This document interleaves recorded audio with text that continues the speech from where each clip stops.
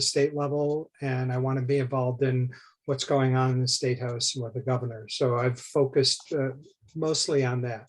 One of the great things about being in these climate groups is there's a lot of people and they have a lot of different skills, and you don't have to try and do everything yourself. Thank goodness for that. So I'm going to talk about what's happened in the last 10 days or so to change things around a little bit.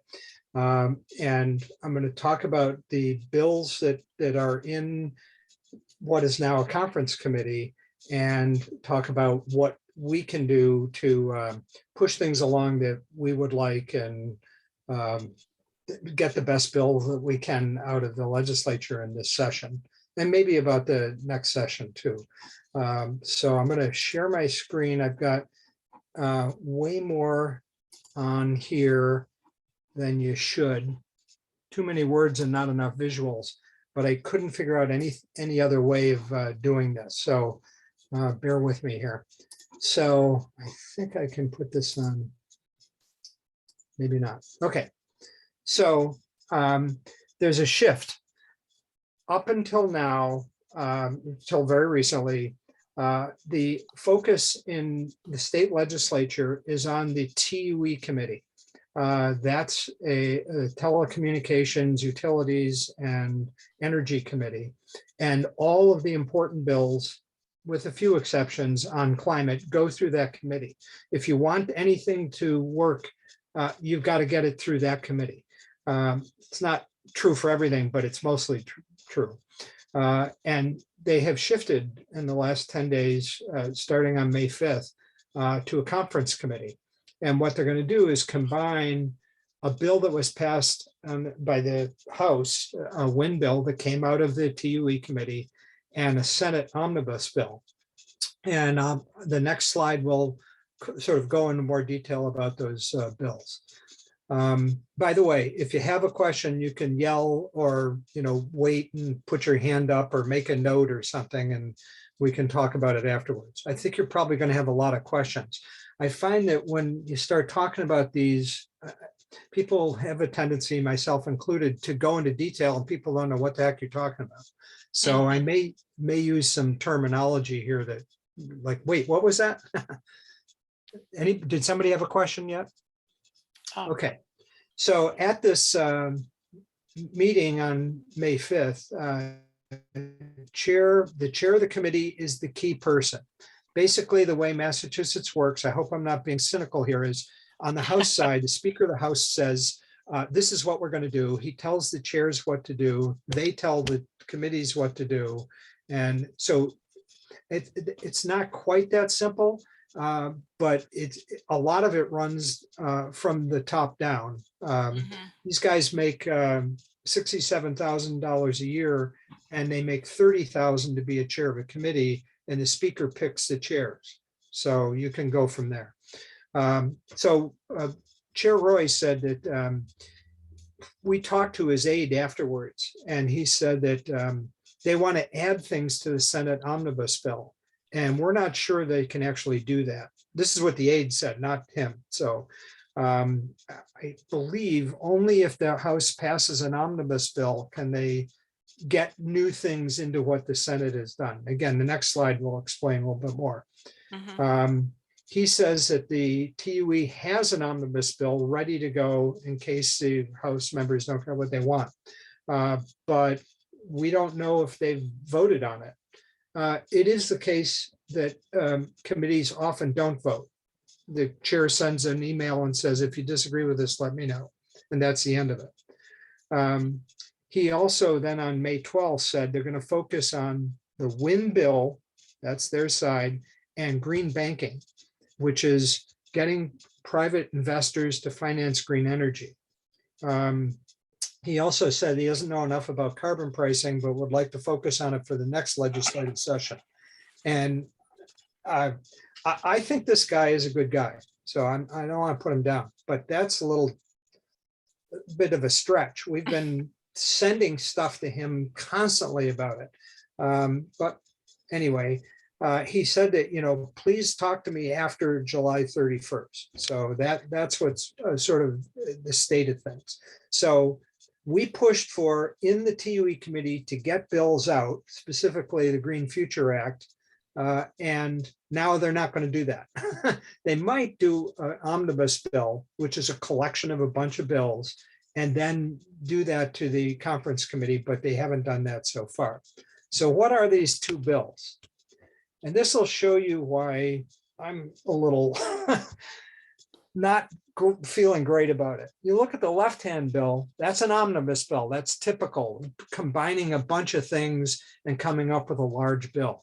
So they've got wind. I think, Linda, you sent a summary of the bill. Yeah. I just took some of the major points just to illustrate what these look like side by side. So they have stuff on offshore wind and solar and transportation, buildings, and then in general, for example, the last point at the bottom, to ban competitive supply companies. That's a good thing. So there's some good things in this bill, and that's fine. Could you explain that, Kevin, the competitive supply? Okay, so these companies send you email. I just got one today. You can cut your electric or gas bill if you do it through them. And what they have done is overcharge people to the tune of $250 million or something like that. Don't quote me on the number. And this bans them from doing that. So, and that's a consumer protection. I'm all for that. That's fine. So that's just one example. Now, if you look over to the right on the wind bill, only A. So the House has no ability right now to affect changes, adding things to B, C, D, or E on the Senate side. I'm a history teacher, and I remember in the Constitutional Convention, James Madison came with a bill that everybody reacted to, the Virginia Plan. Right now, that's what we have on the left-hand side. Now, I don't want to minimize what that House wind bill does. It does a lot, and it's very good in a lot of ways. But this is not the best situation in the world. And I think we could do better. And the next slide, I think, illustrates it. These are amendments that were rejected to the Senate bill. So there was one, I forget which senator brought these up, but environmental justice and jobs, $1 billion to retrofit 1 million homes. That especially switching to heat pumps, but also insulating and all that. The governor's Energy Council said that we need to retrofit 1 million homes by 2030. Well, where's the money coming from? So this would have addressed that. Project labor agreements for offshore wind projects. So if you were a 50-year-old worker on gas piping, and they said, okay, well, we're gonna have offshore wind projects. Well, are they going to only hire you? What are the wages going to be? You can't get retrained easily. You're already 50 or 60 years old. These project labor agreements are very important to get the support of labor unions. And the people in the legislature pay attention to what unions are saying. In the Senate bill, it says that there'll be 10 demonstration projects on electric heat requiring zero emissions buildings. And there was an amendment to increase it to 40. And that was, all of these were rejected. Expand mass save to cover insulation, heat pumps, and solar. Require electrification, not just in new, but also remodels. If you were going to do more than, I forget what it was, 50,000, then you had to electrify. Prevent counting hydrogen or renewable natural gas as clean energy. The energy companies, the gas companies have been pushing hydrogen and renewable natural gas, which I think is an oxymoron, but anyway, so this would have done that. They rejected that, and require commuter rail electrification, which is a big deal on the North Shore. Our reps really want to electrify it, but so those are things that, like, they could be improved in the Senate bill, but as far as I can tell, they can't be improved now. So where does that leave us? Well, that's what I think you guys are going to be talking about, and we've certainly been talking about on the North Shore. These are just some ideas. So, oh no, sorry. First, I want to talk about the committee itself. So we went from the TUE committee, which had about 4 or 5 senators and 11 House members. And we had co-sponsors, I think including Tammy Gouveia is a co-sponsor. And so we had 5 co-sponsors on the committee and out of 11 House members.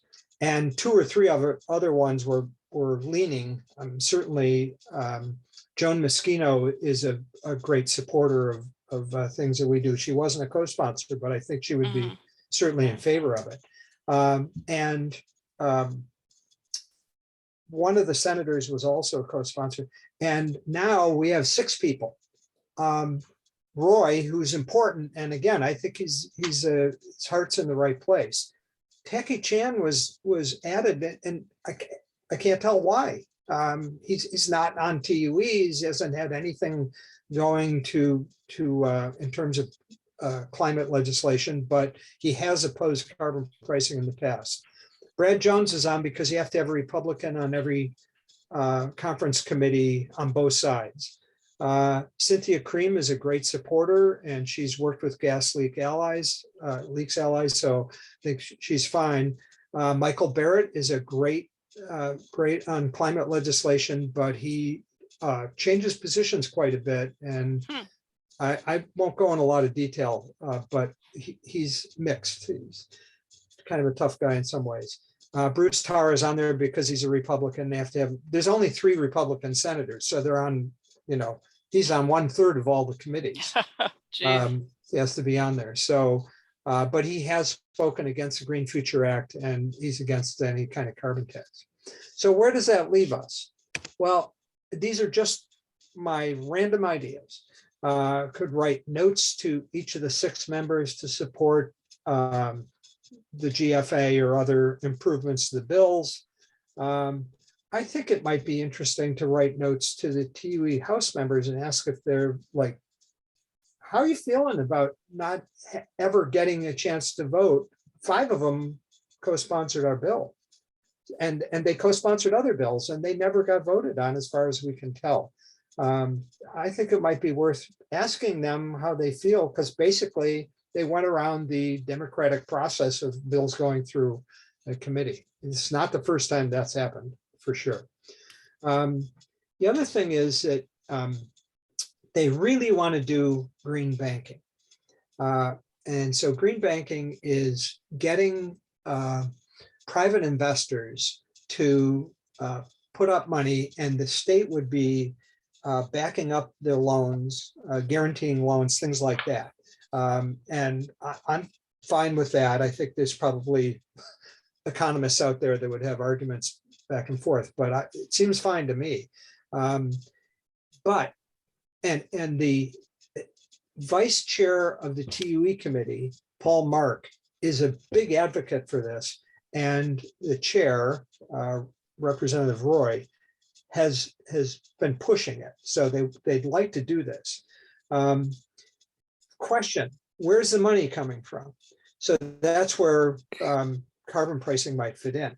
But just as important is, what committee is that going to go through? It could actually, I guess, go through TUE. It's a climate kind of thing. But it could go through the Revenue Committee of the Economic Development. If we knew what committee it was going through, we would know which way to shift.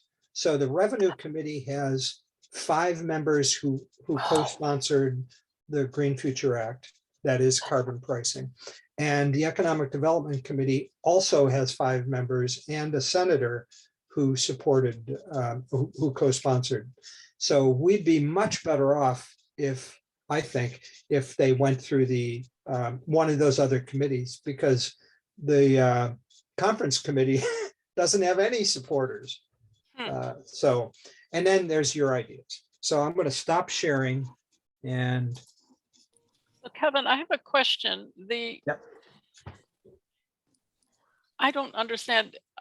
Is that list of items that we saw in the House bill and the Senate bill, it didn't include green banking? What are Right. the choices that the legislature has for getting in a bill at this Yeah. point? Yeah, I thought about that. As far as I can tell, they will have to go to another committee unless they have an omnibus bill on the House side that includes it. I could, first of all, you may know that Massachusetts is not very transparent. You know, we're near the bottom in transparency. And what that leads to is speculation. Like, we're all just guessing what they're thinking. How come this happened? Why did this happen? Why aren't they? So here's a speculation on your question. I don't know.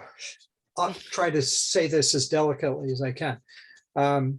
It's possible that they wanted to do the green banking out of another committee because one of the senators is difficult to deal with on this conference committee.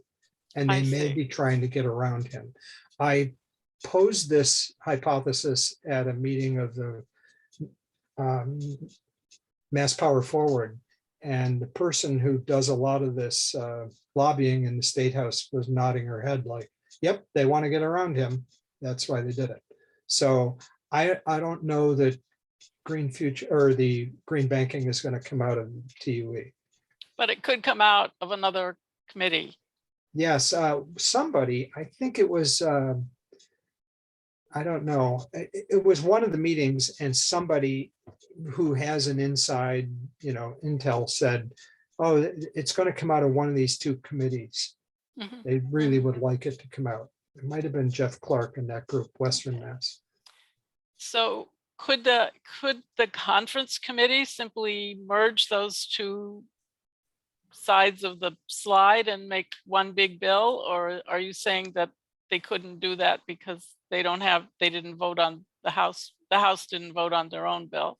No, the House did vote on the wind bill. So they Oh, will okay, got it. absolutely combine the two bills. And again, when you look at those bills, there's some good things in there. There's no Lots of question it, about it. yeah. Is it good enough, given the recent IPCC report, what's coming down the pike in the next 8 years? I don't think it's enough, and I'm assuming you probably don't either. But it is a step in the right direction. And I like a lot of parts of it. But you can see all those amendments that were rejected. A lot of climate activists are not quite there with these two bills. So I guess I'd like to open it up for questions. I have a question for Kevin. Kevin, do you know by any chance the fate of the two bills for mandatory solar that's been filed last year? And I guess they stuck in some committee. What's the question? The question is, do you know what is going on with those two bills?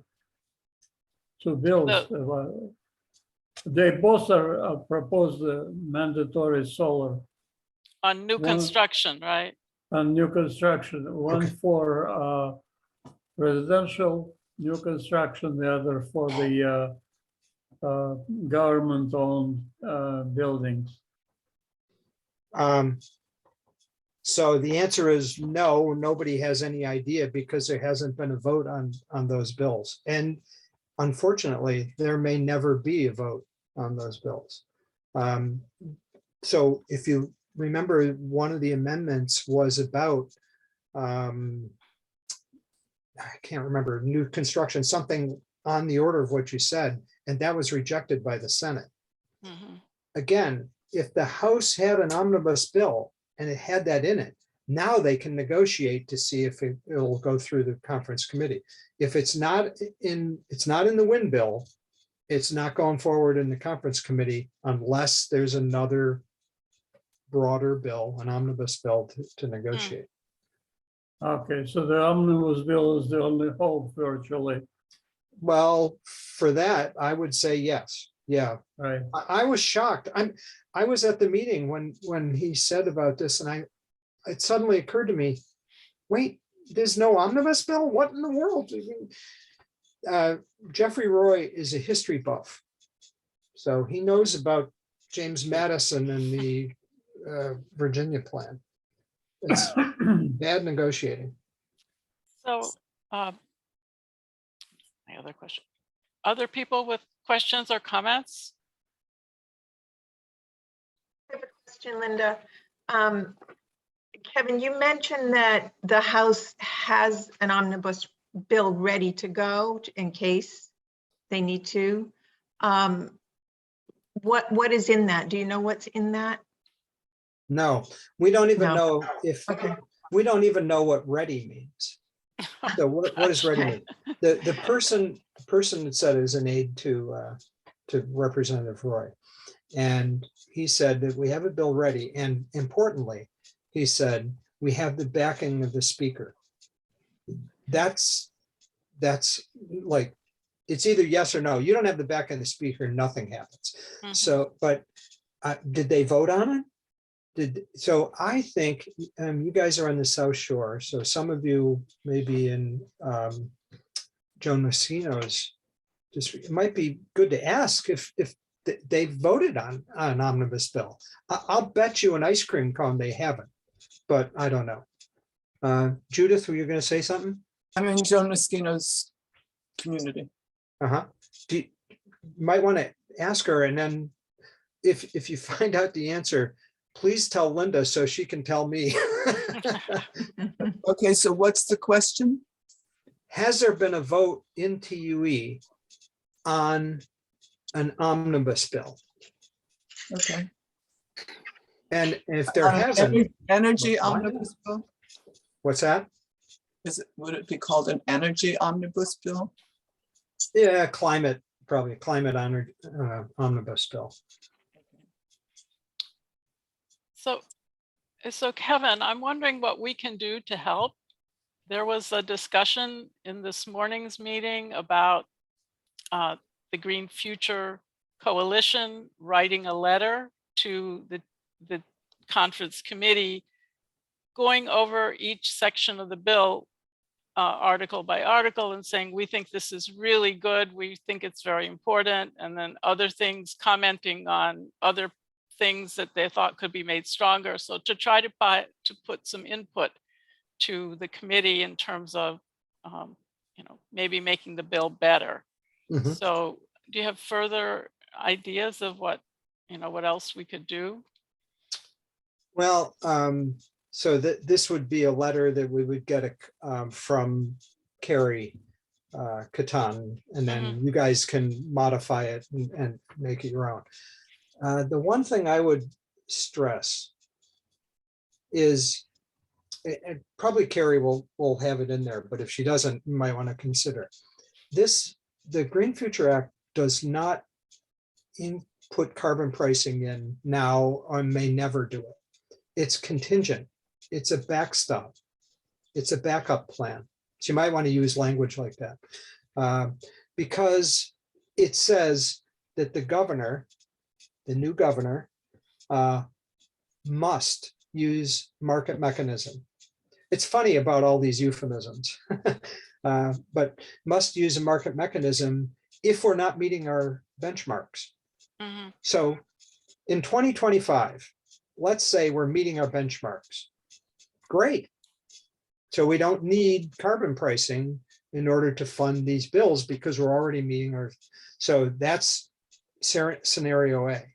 If we're in scenario B, now the governor says, well, we're gonna do $25 a ton on natural gas, oil, and coal. There isn't any, but and it's not my fault. It gives political cover to the new governor because the law right now says may. We want to change one word to shall. That's it. That's the carbon pricing.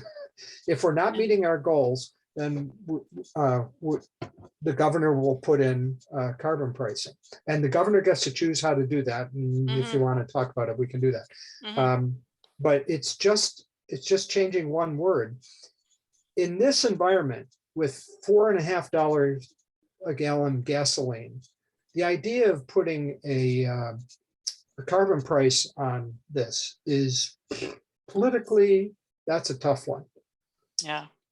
So this doesn't do that. What we want to stress is we're not raising the price now. We're changing one word in the roadmap law, and that's the end of it. I would stress that. Okay. So I think we're expecting in the next week or so to have a draft of the letter. But Mhm. Carrie Catan is the person who took Tim Cronin's position at the Climate Exchange. Those of you who know Tim Cronin, and he is an organizer for Climate Exchange, and he's been leading this Green Future Coalition. So he's working. He will draft a letter that he'll send out to the chapters. Our chapter of the Climate Lobby is one of the members of the Green Future Coalition. So he'll send it out, and hopefully any comments the letter would go to the State House under the name of the coalition, but then also individual members could take the gist of what's in the letter and write your own version if you want to focus on something, so that we can get more letters into that conference committee. Because I think that at this point, it seems like that's the kind of influence we might be able to have, is to help them change, at least know where we stand and what we support and why, and maybe they will make it a better bill. I see in the lower corner, somebody wrote, I would recommend reaching out to. Oh, this is that's Jan Kubiak, and that's a glitch with her Zoom screen. So Oh, okay. let's see, are there more questions in the chat? What else was I thinking of?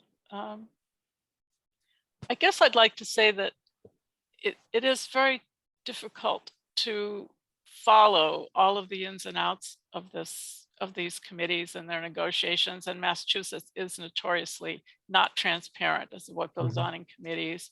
But the list of things in the bill that they're looking at doing, almost every one of them is a goodness. So we may not get, we aren't going to get everything we would like to see, but we think it's progress. And I think that's because otherwise sometimes it feels discouraging. So more thoughts or comments? Let's see, there's another message here. Yes, Mass Save does have rebates for air source heat pumps. That was a question that came up. Kevin, do you know what the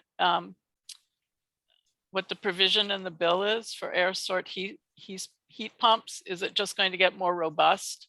Yeah, I don't think there's details, but there might be. Right now, a $10,000 rebate for heat pumps is going to work not for most people who have gas heat. It will work in multi-family buildings, and so some of those, and anybody has oil heat or propane, Right. that's a winner. What we need to do is get the incentives up to where people with gas heat, when they're going to change their heating anyway, to, okay, my 30 years of my furnace is gone, they would want to switch too. Otherwise, we're not going to get to 1 million homes with electric heat. Daunting number. Can I speak? Yes, Judith. Yes. Do you mean that if you have oil without the rebate, it already is cost effective to go to air source heat pumps? I don't know the details. It's definitely effective with the rebates. Oil is right now. The rebate that I've been hearing about is just for gas from Mass Save. No, starting in February, they switched it. I just had somebody at our home on Monday just to go through this, so I know what I was talking about. It's $10,000. It depends on what you do, but $2,500 for just like individual heat pumps for rooms, and then you can get a, so you would have to have them come to your house and see, but starting in February, they started giving these rebates for heat pumps, electric heat pumps. So is it 10,000 if you do a whole house system? I think so. It's complicated because if you have apartments, you might get 10,000 for each apartment. But I don't want to mislead you. If you replace your whole heating system, I think it's 10,000 for a house, but there may be exceptions, or I may not have understood correctly. Is there a person to talk to at Mass Save? Yeah, I would say Mass Save, and then anytime I do anything, I have more than one bid. I'm not gonna go with one company because they're not all straight shooters. Yeah, I recently went to a Cape Light Compact presentation on the new regulations, and they have a lot of great incentives for income qualified people. It's almost 100%. I mean, they have 100% for much. I was very encouraged by the income limits, and it's just on your income on your tax return, not on your not on your net worth or anything. Nicole, So they're very encouraging for this year, at least. who are you talking to? Cape Light Compact. It's on their website. Cape This Light? is for the Cape Light Compact. Got it. It's Cape and Islands, so it may be different. Sorry for you guys on the South Shore, but there's a lot more incentives for this year. Okay. Well, I'd like to see us do something that's covers the entire South Shore, just like the program that you're talking about covers the Cape. Yes, that's very important. Yeah. I think this is a really important point. People have inertia. The people across the street from me are all paying $700 a month for their heating bills. They should be moving to heat pumps, but it just takes too much effort to do it, and they're not putting out information will help solve that problem. People need to know. I almost think we should have like neighborhood meetings where people get together and they go through it, and then here's 4 companies that you can go through. I think that's a missing piece of all this. Yeah. It's exactly what I'm organizing here in Hull, and I hope we're going to meet the Tuesday after Memorial Day, the 21st. I mean, the 31st of May. You're all invited. I'll get the information to Linda, and talking about how to have a heat pump campaign. And doing it with groups is a great idea. October 1st and 2nd are the National Solar Tour, and definitely want to have every community have air source heat pumps that people can go visit, but we don't want to wait till then to get going. Right. It'd be great if it was more solar. We were number 1 in solar until about 4 years ago, and we've lost about 13,000 jobs in the meantime. If we have solar in our house, so if we put a heat pump in, we're not You'd be in going good to be shape. paying the Right. full cost. So solar and heat pumps should go together for south-facing homes that don't have trees blocking and all the other things. So what I'd like to do in the interest of time is see if there's any other questions. And I will post the recording of this session, and I will also make the slides available so we can go back and revisit it. Any final thoughts for Kevin? Linda, can you give me Kevin's contact info? Sure. That's fine. Yeah. Okay, Sure. thank you. Okay, well, I'm going to stop the recording now, since I just will do that for the presentation.